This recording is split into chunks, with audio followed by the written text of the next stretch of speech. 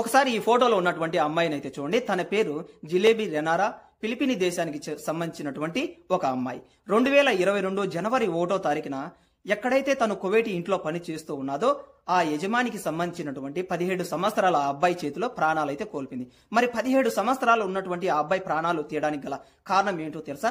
తనపై కన్ని వేసి ఎలాగైనా సరే తన ద్వారా శారీరక సుఖం పొందాలి అనేటటువంటి కోరిక ఉన్నటువంటి అతను ప్రతిసారి తన రూములోకి వెళ్లడం, అదే విధంగా తనపై అత్యాచారం చేయడం, అలా అత్యాచారం చేస్తూ శారీరక సుఖాన్ని అయితే పొందుతూ ఉండేవాడు.